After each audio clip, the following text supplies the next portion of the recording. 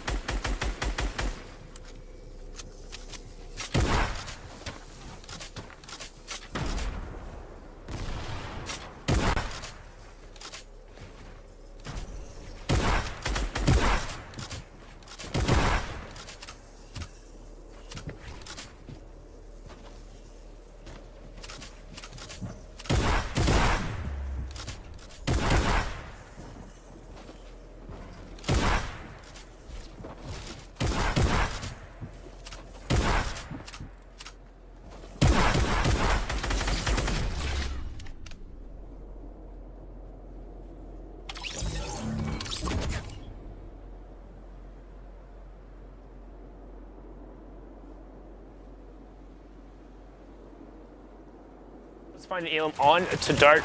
The 7 SSK7 using that new tactical assault rifle to just spray shots down. Zane gets picked up as we get closer to the top 5, and we've moved over the water as well. So getting the rotation out here is going to cost you at least 1 extra mat. Noodle Kong in, going down outside the top 5, and everybody's pinned against that backside of the storm. Jesus. It's chaos, and right now 7 SSK7 is just like fish in a barrel. Might be an understatement. Yeah, he's just like, hey, have fun down there. I'll chill up here. Still has a rift as well to go. 7 SSK. 5 players left, made it to the top end of the placement without actually winning the darn game to get those extra points. Here's a heavy sniper go off. You got to expect someone's in someone's box and says, you know what, hey, that sounds like a great idea. I'll do the same as Mokar. Now cut down, and 7 SSK doesn't skip a beat. Right back to the high ground. Straight up, and now you have Kali on the mid ground. Gentoo just above ultimate low, and then Screamy down there. And the Virtus Pro player has so much more than all of these guys in terms of effective health, in terms of mats, in terms of utility. And right now, it looks like he's going to have them in terms of points as well. Working top down, you have 7 SSK7 in your bottom right, Vex and Screamy in your top right, but picks up an Elam there, which actually gives Screamy the high ground right as 7 SSK7 drops down to challenge. So Screamy now is going to be the one who dictates, blocking him off again, not able to find the edit back out, can't find the peak shots. He drops down and instead catches back-to-back headshots. Victory route going over, and he says, hey, I shoot my shot. Ballin, 119, 136 with the combat shotgun. Take shots at you on the move. Crippa's got to keep moving ahead. 20 builds remaining. Ooh. Lands right on top. 2 shots in a row.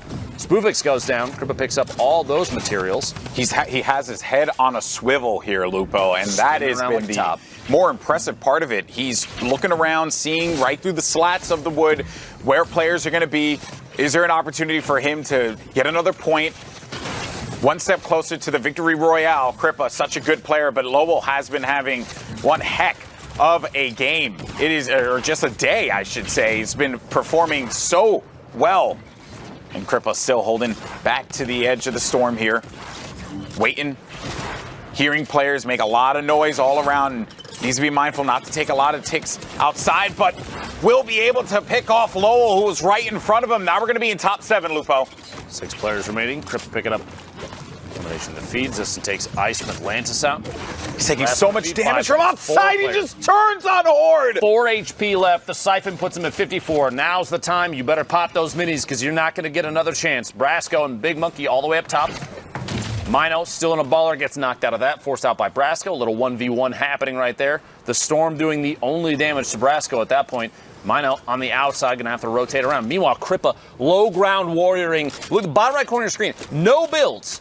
Nothing. He's got a campfire, but can't even place it down because he doesn't have enough. Oh, Brasco's going to go down low right in front of Crippa, and Crippa's going to get the better of Brasco. Mino is a fish right in the mid ground. You're going to have Big Monkey Balu up above as well. So you're going to have Baloo, you're also going to have Fish, and then Crippa. And Crippa, man, he has been playing this one so well. Only he's going to have 3 builds remaining, but Mino's going to get ticked. He's going to get ticked from the stinks, and Crippa waiting for the opportunity to strike. Will have that life lead, and he's going to get it, and now he's going to have a firm advantage over Baloo. Baloo only is going to have 5 builds remaining. Meanwhile, Crippa can continue to tarp this off because Crippa's going to have 30+ builds left. Baloo has got to get low. Crippa hears the movement above him, and he knows that he's going to have him if he just plays this intelligently. And then Crippa, he goes in for the challenge, Baloo, and he's going to pay, and Crippa gets the victory royale. Look at the HP, 50. He got the elimination right as the storm ticked down to 0. The 50 push, unbelievable. The timing at the very end of that game is insanity.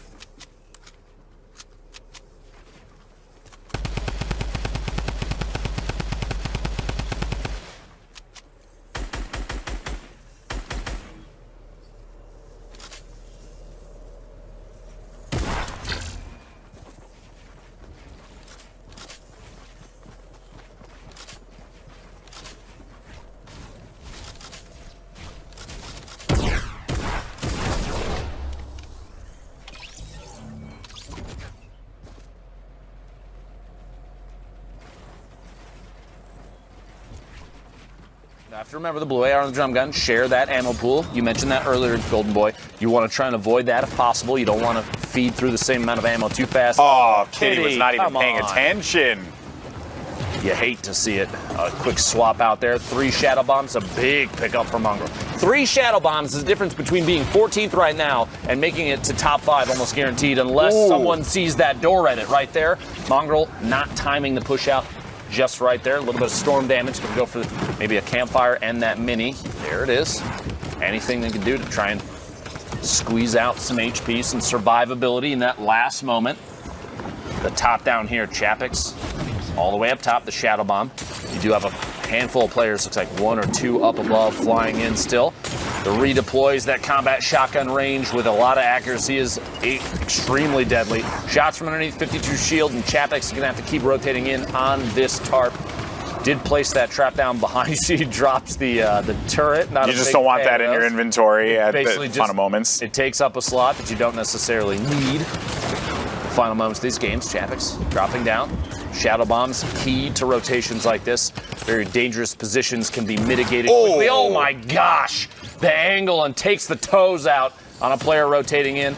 8 eliminations now, a big game so far this Saturday for Chapix. And he's just continuing to own as much of the walls and floors that are going to be around here as possible. There's a player down low. I think I heard the minis get popped, and Chapix, same thing for him. He's going to force his way through the box, and he's going to find Verox. Oh, man.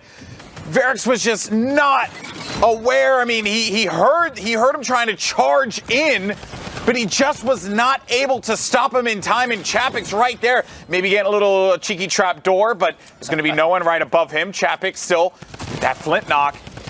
2 players in a fight up above. He's going to drop right in front of him in the face. Oh, man. The flint knock to the face. That one is certainly going to hurt. And now we're going to be in a 1v1. It's Alpsi versus Chapix. And Chapix has been on such a run thus far. And Alpsi has to get back to the safe area. Chapix is going to have that life lead. The campfire is going to get thrown down. And Alpsi waiting for the opportunity. He's going to have no more builds remaining, so can't build out. Chapix is going to see this, and Alpsi is going to have to stay inside of this. Chapix goes low, but Chapix, no, because he got ticked earlier, and then Alpsi is going to get the benefit of it. Chapix had 100 HP. Oh, man. That is crazy. Well, that is going to do it for me and Dr. Lupo. Send it over back.